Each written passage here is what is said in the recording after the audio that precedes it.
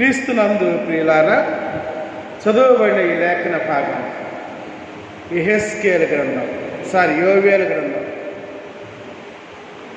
ఈ యోవేలు గ్రంథంలో ఇక్కడ ప్రవక్త ద్వారా దేవుడు హెచ్చరిస్తూ ఉన్నాడు, అనగా తెలియచేస్తూ ఉన్నాడు.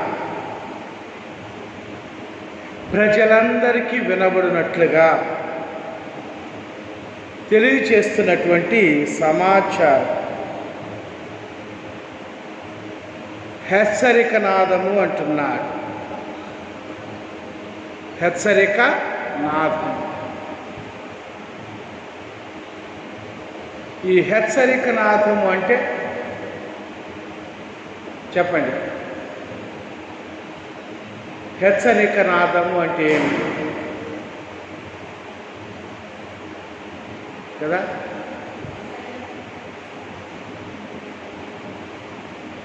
కమాండ్. ప్రభుత్వం హెచ్చరిక చేస్తూ ఉన్నది. ప్రజలు జాగ్రత్తగా ఉండాలని హెచ్చరిక చేస్తూ ఉన్నది. ఈ వైరస్ ప్రబలుతున్నందున ఎవరి మటుకు వారు జాగ్రత్తగా ఉండాలి, మాస్క్ ధరించాలి, శానిటైజర్ వేసుకోవాలి, దూరంగా కూర్చోవాలి. ఇది హెచ్చరిక. ఈ హెచ్చరిక మీరినప్పుడు శిక్ష వేయబడుతూ ఉంటుంది. అవునా కదా? కాబట్టి దేవుడు కూడా హెచ్చరిక చేస్తూ ఉన్నాడు. దినములు బాగాలేదు కాబట్టి, లేక దేవుని యొక్క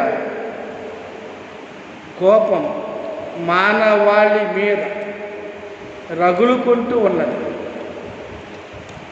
మనుష్యులు ఎలా ఉన్నారు అంటే, ఎవరి మట్టుకు వారు స్వేచ్ఛానుసారముగాను లేక లక్ష్యము లేకుండా నిర్లక్ష్యంగా ఉంటున్నారు. ఏం కాదులే, ఎలాగైనా బ్రతకొచ్చు, ఎలాగైనా జీవించవచ్చు, నీతి లేదు, న్యాయము లేదు కదా? ఐజక్ న్యూటన్ అని ఆయన అంటాడు, సర్వైవల్ ఆఫ్ ద ఫిట్టెస్ట్ అంటాడు. అంటే ఏంటంటే, బలం గలది బ్రతుకుతుంది, బలం గల దాన్ని, బలహీనమైన దాన్ని బలం గల తినేస్తుంది కదా? చిన్న చేపలు పెద్ద చేప తింటుంది, పెద్ద చేపలు ఇంకా పెద్ద చేప తినేస్తుంది. అలాగే లోకంలో విపరీతమైన పరిస్థితులు సంభవిస్తూ ఉన్నాయి కదా? సామాన్యుడు దోపిడీకి గురవుతున్నాడు, అలాగే ఎన్నిక లేనివాడు దోచబడుతూ ఉన్నాడు. ఇలాగున అనేక విషయాలు తెలియజేస్తూ ఉన్నాడు. ఆమోస్ ప్రవక్తగా ఒక సంగతి చెప్తాడు. ఆమోస్ గ్రంథంలోకి వెళదాం ఒకసారి. చూడండి, 5వ అధ్యాయం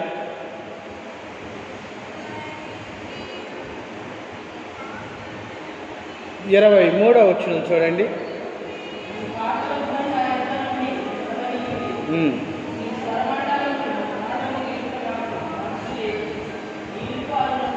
మీ పాటల ధ్వని నా యొద్ద నుండి తొలగనీయుడి, మీ స్వరమండలముల నాదము వినుట నాకు ఇష్టము, నాకు మనసు లేదు.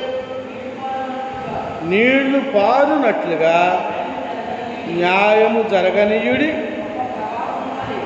గొప్ప ప్రవాహము వలె నీతిని ప్రవహింపనీయుడి. ఇశ్రాయేలీయులారా,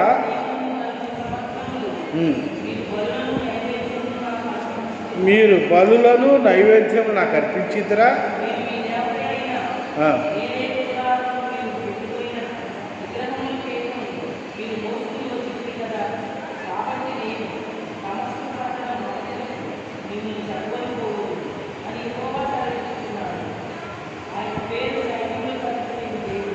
చాలు.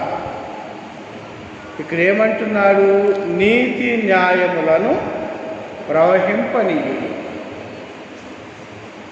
ఇది ఇక్కడ సెలవిస్తున్నటువంటి మాట. అలాగే దేవుడు ఇంకా సెలవిస్తున్నటువంటి మాటలు మొక్కలు చూద్దాం. యెషయా గ్రంథంలోనికి వెళదాం. యెషయా గ్రంథం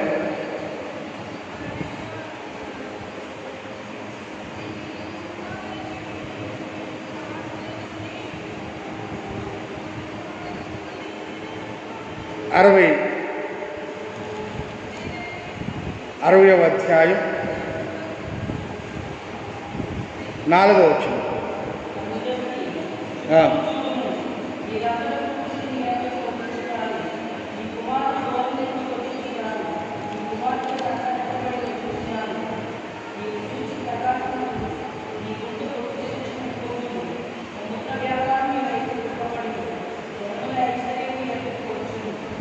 కన్నులెత్తి చూడుము, వీరందరూ కూడుకొని నీ యొద్దకు వచ్చుచున్నారు. కన్నులెత్తి చూడుము, కూడుకొని నీ యొద్దకు వచ్చుచున్నారు. 65వ అధ్యాయంలో కూడా చూద్దాం. మొదటి వచనం. నా యొద్ద విచారణ చేయని వారిని నా దర్శనమునకు రానిచ్చితిని. నన్ను వెదకని వారికి నేను దొరికితిని. నేనున్నాను, ఇదిగో నేనున్నాను అని నా పేరు పెట్టబడని జనముతో చెప్పుచున్నాను. అంటే he himself reveals to us అన్నమాట. అంటే ఏంటంటే తనంతట తానే తనని మనకు ప్రత్యక్షపరచుకొనుచున్నాడు. అర్థమైందా? ఈ 65వ అధ్యాయం, యెషయా గ్రంథం 65వ అధ్యాయములో ఉన్న ఈ మాట ఏంటి? హీ హిమ్సెల్ఫ్, తనంతట తానే తను తానే మనకు ప్రత్యక్షపరచుకుంటున్నాడు. అది ఇక్కడ ఉన్నటువంటిది. కాబట్టి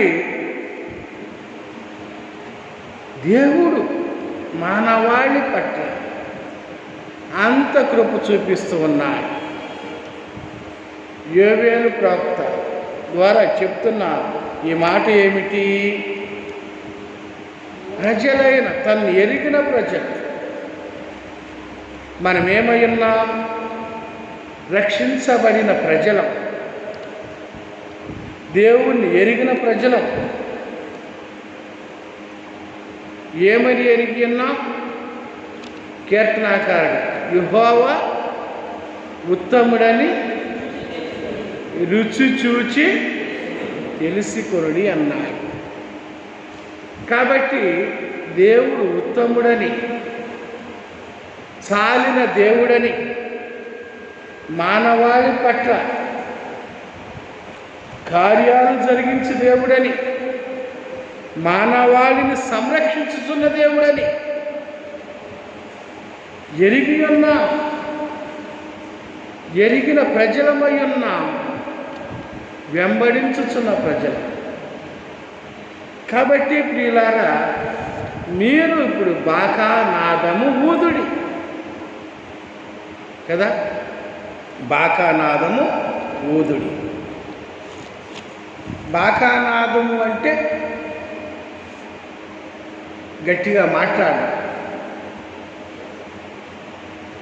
దండోరా వేస్తా. ఏమని? రేషన్ వచ్చింది, పలానా చోట ఇస్తున్నారు, తీసుకోండి అని. అలాగే పొద్దున్నే చాలా మైక్స్ వినబడుతూ ఉంటాయి. మీ దగ్గర ఉన్న పాత వస్తువుల్ని కొనటానికి మేము వచ్చాం.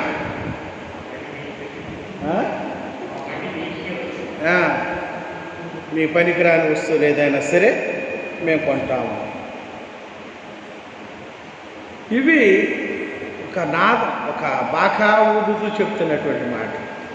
అలాగే సువార్త కూడా దినదినము మనకు వినబడుతూ ఉన్నది.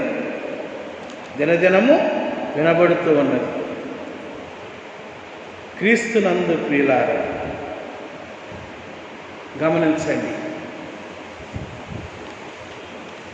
ఆ వినబడేటువంటి వినున్నట్లుగా మనం చేయబద్ధమై ఉన్నాం. అనేక మంది ప్రజలు వినటానికి ప్రేరేపించబద్ధమై ఉన్నాం. కాబట్టి ఎలాగా వినబడుతూ ఉన్నదంటే, తెస్సలోనికే సంఘానికి రాసిన మొదటి పత్రిక 3వ అధ్యాయం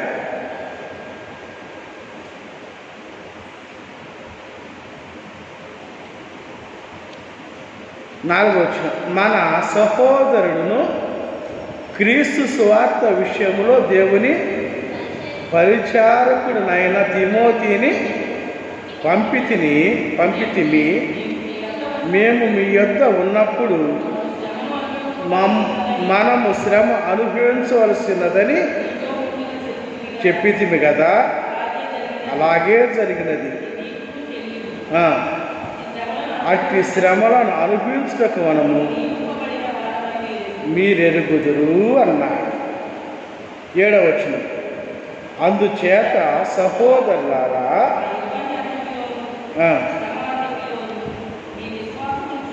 విశ్వాసమును చూచి మీ విశ్వాసమును చూచి మీ విషయంలో ఆదరణ పొందితిమి కదా. మీ విశ్వాసమును చూచి, శ్రమలలో మీరు కనపరిచిన విశ్వాసం, దేవుడు కాపాడుతాడు అని మీరు కనపరిచిన విశ్వాసం, దేవుడు సంరక్షకుడని మీరు ధైర్యంగా నిలవబడిన విశ్వాసమును చూచి, విశ్వాసం అనేది నిరీక్షింపబడు వాటి యొక్క నిజస్వరూపం.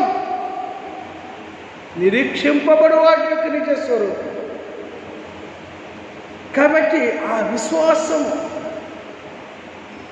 విశ్వాసము మీ యందు చూచా. అది పౌలు గారు అంటున్నారు. సంఘములో ఆయన చూస్తున్నది విశ్వాసం. శ్రమలలో ఉండి వీరు ఎలాగున ధైర్యంగా ఉన్నారు, శ్రమలలో ఉండి నిబ్బరంగా ఉన్నారు వీరు. అది విశ్వాసం. కాబట్టి ఆ విశ్వాసమును చూచి, అది ఇక్కడ చెప్తున్నాడు కదా. కాబట్టి మీ విశ్వాసమును చూచి మీ విషయములో ఆదరణ పొందితిమి.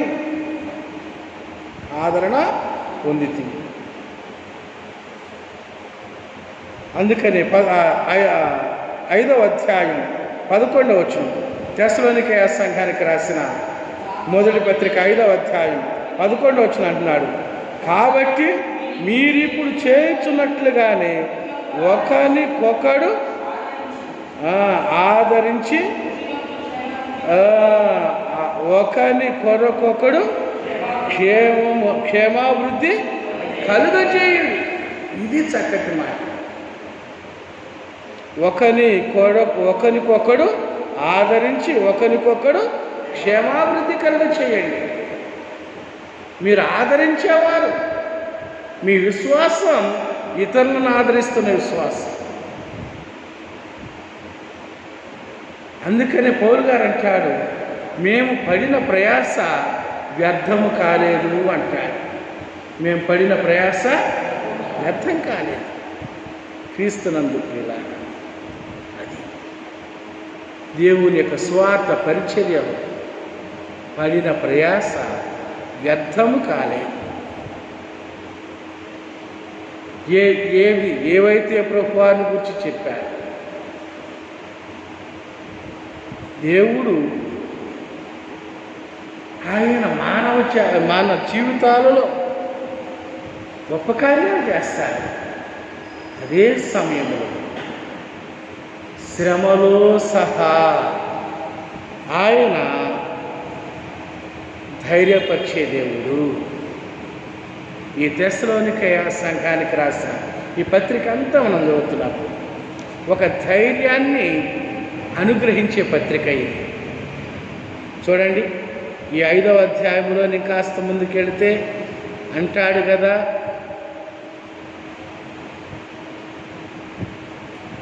14వ వచనం, సహోదరులారా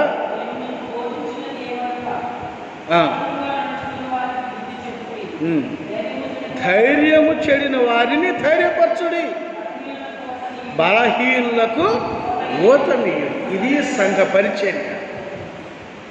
ధైర్యము చెడిన వారికి ధైర్యము చెప్పుడి. చాలామంది ధైర్యం లేకపోవటమే ఇబ్బందులు పాలవుతారు. ధైర్యము చెడిన వారికి ధైర్యము చెప్పుడి. తరువాత బలహీనులకు ఓతమియ్యడి. కాబట్టి ఇంకా ఇక్కడ 16 వచ్చిన మందు, ప్రతి విషయమందు కృతజ్ఞతాస్తుతులు చెల్లించుడు ఎలాగు చేయుట యేసుక్రీస్తునందు మీ విషయంలో దేవుని చిత్తం. యేసుక్రీస్తునందు మీ విషయంలో దేవుని చిత్తం ఇది అన్నాడు. అందుకని వాకానాదం చేయబడుతూ ఉన్నది అన్నాడు. హెచ్చరిక నాదము చేయుడి. హెచ్చరిక నాదం ఎవరు చేయాలి అంటే మనమే. పౌలు గారు సరే 15 యోహాను సువార్త 21వ అధ్యాయంలోకి వస్తే పేతురుతో ప్రభువారు మాట్లాడుతున్నారు. పేతురు ఎక్కడున్నాడు? అధ్యాయం అంతట్లో చేపలు పట్టడానికి పోయిన పేతురు. ఆయన వస్త్రహీనుడై ఉన్నాడు. నీళ్ళలోకి దూకేశాడు. ప్రభువారు సుమి అని యోహాను అనగానే నీళ్ళలోకి దూకేశాడు. మరలా ఒడ్డుకు వచ్చినప్పుడు ప్రభువారు పేతురుతో మాట్లాడుతున్నారు. ఎందుకో తెలుసా? పేతురుని ప్రభువారు వాడుకుంటున్నారు. పేతురు చేత తన పనిని ఎలా జరిగించాలో ఒక ప్రణాళిక కలిగిన దేవుడు ఆయన. ఆ ప్రణాళిక ప్రకారం పేతురుని పిలుస్తున్నాడు. సీమోను పేతురు. చక్కటి సంభాషణ మనం అక్కడ చూస్తూ ఉంటాం. నీవు నన్ను ప్రేమిస్తున్నావా? ప్రేమించుచున్న తండ్రి, ప్రేమించుచున్న కుమారుడు, తండ్రి ప్రేమను అనిపించావు. మరి తండ్రి ప్రేమకు ప్రతిఫలంగా నువ్వు ఏం చేస్తున్నావు? అది అయితే నువ్వు ఈ పని చెయ్యి. ఏమంటున్నాడు? నా గొర్రెలను మేపుము అంటున్నాడు. ఇంకా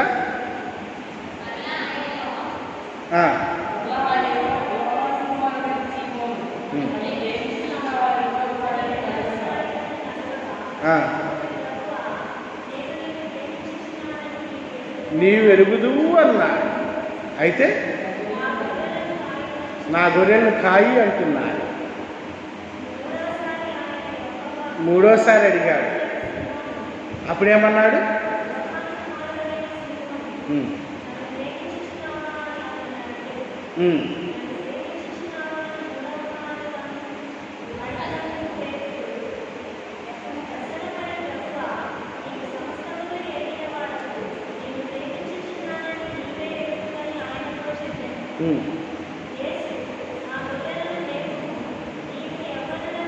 చాలు. ఫీడ్ మై షీప్, అది main. Feed my sheep, tender my sheep అంటే గొర్రెల మేపు, గొర్రెలను కాయి. దేవుడు మనుష్యులను మనం ఏమై ఉన్నామంటే వాటిని మేపబద్ధులమై ఉన్నాం, తర్వాత కాయబద్ధులమై ఉన్నాం, నడిపించబద్ధులమై ఉన్నాం, అలాగే పోషించబద్ధులమై ఉన్నాం. ఆయన నడిపించేవాడు, పోషించేవాడు. ఆ పని నిమిత్తమై పేతురుని ప్రభువారు ఎన్నిక చేసుకున్నారు. అందుకని మరి ఈ మాటలో యోవేలు గ్రంథం 2వ అధ్యాయం మొదటి వచనం చివరి భాగంలో ఏమంటున్నాడంటే, అది సమీపమాయననియు దేశ నివాసులందరూ వణుకుదురుగాక. ఏమి సమీపమాయను? యెహోవా దినము సమీపమాయను. దేవుని యొక్క దినం అన్న ప్రభువారు వచ్చేటువంటి సమయము సమీపమాయను. వణుకుదురు అంటే త్వరగా సిద్ధపడట. ఆ సిద్ధపాటులో ఉన్న శ్రేష్టమైన స్థితి ఏమంటున్నాడంటే, మీరు ఉపవాసముండి కన్నీరు విడుచుచు దుఃఖించుచు మనఃపూర్వకముగా నా యొద్దకు రండి. మనఃపూర్వకంగా అనగా పూర్ణ మనస్సు. మనఃపూర్వకంగా అంటే పూర్ణ మనస్సు. ప్రియ దేవుని బిడ్డలారా, దేవుని దగ్గరకు వచ్చేటువంటి మన పూర్ణ మనస్సు, దేవుణ్ణి ఆరాధించే జీవితాలలో పరిపూర్ణ. అందుకని తను ఆరాధించువారు పూర్ణ మనస్సుతో ఆరాధించాలని సెలవిస్తున్నది యోహాను సువార్త 4వ అధ్యాయములో చెప్తున్నటువంటి మాటలు మనం చూస్తున్నాం కదా. అయితే యథార్థముగా ఆరాధించువారు ఆత్మతోనూ సత్యముతోనూ ఆరాధించు కాలము వచ్చుచున్నది, అది ఇప్పుడే వచ్చి ఉన్నది. తన్ను ఆరాధించువారు అట్టి వారే కావాలని తండ్రి కోరుచున్నాడు అని మాట ఇక్కడికి వస్తుంది. ఇక్కడ ఎందుకు వస్తుంది ఉపవాసం ఉండి అంటే, ఈ ఉపవాసం అనేటువంటిది చాలాసార్లు మనం అంటున్నాం, ఆహారము తినకుండా ఉపవాసం ఉంటుంది. మంచిది. ఆహారం తినకుండా ఉంటూ ఆయన యొద్దకు రావాలి. అలాగే ఉపవాసం అనే మాటకి అర్థం ఏమంటారంటే ఉపవాసం అంటారు. ఉప అంటే దగ్గర, వాసము అంటే వసించుట, కూర్చొండుట. ఆయన దగ్గర కూర్చోవటం. ప్రతివారు ప్రభువారి దగ్గర కూర్చుంటారు. అతడు స్వస్థ చిత్తుడై ప్రభువారి పాదముల యొద్ద కూర్చుండెనని మాట్లాడుతుంది. అలాగే రాజు మొదలుకొని సామాన్యుని వరకు అందరూ గోనిపట్ట ధరించుకొని కూర్చున్నారు, దుఃఖించుచు.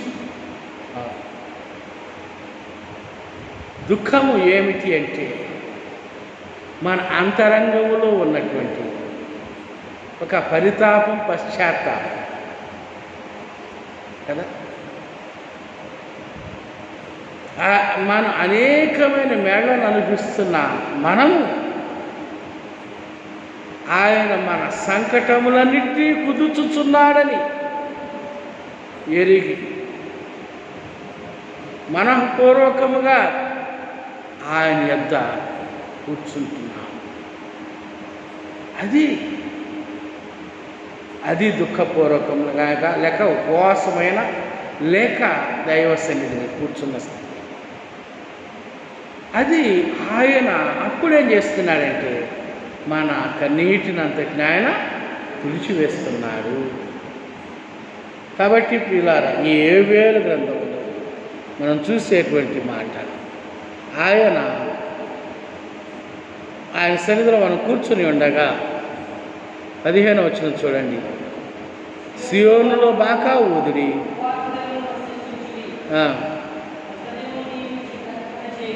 చాలు ప్రకటన అదే ఎస్తేరు గ్రంథంలో ఎస్తేరు చెప్తుంది, సమాజ మందిరమునకు సమకూర్చుడి అంటే కనబడిన యూదులందరినీ సమాజ మందిరంలో సమకూర్చండి. నేను నా పనికత్తులు కూడా ఉపవాసం ఉంటాను. ఎందుకంటే దేవుని యొక్క కృప మన పట్ల జరుగునట్లుగా, దేవుడు మనందరి పట్ల తన కృపా కార్యాన్ని నెరవేర్చినట్లుగా. ఇక దేవుని బిడ్డలారా, కేవలం ఏదో సమస్యాత్మక పరిస్థితి నుండి బయటపడటం కోసం కాదు మన ప్రయాస. మన ప్రయాస అంతా దేనికోసం?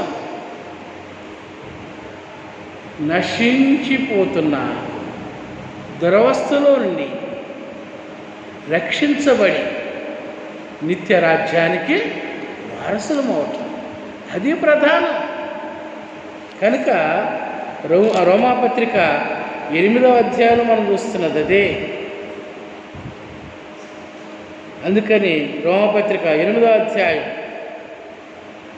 11వ వచనం అంటాడు కదా, మృతులలో నుండి యేసును లేపిన వాని ఆత్మ మీలో వసించిన ఎడలా ఏమంట, క్రీస్తు యేసును లేపినవాడు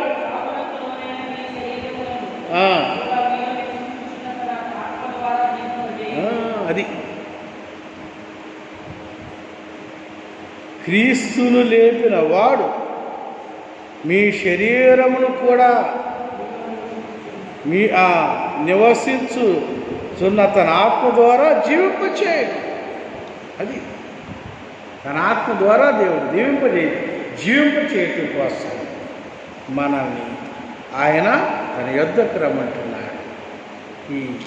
ఆయన యొద్దకు వచ్చే మన జీవితాలలో ఈ లోకంలో కావలసిన నెమ్మది, అలాగే నిత్యత్వంలో కావలసిన పరిపూర్ణమైన సంతోషం ప్రసాదించడానికి ప్రభువారు సంసిద్ధుడై ఉన్నారు.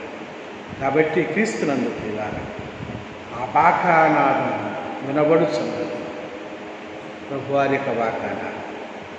కాబట్టి వినబడుచున్న బాకానాదం వెంబడించచ్చు.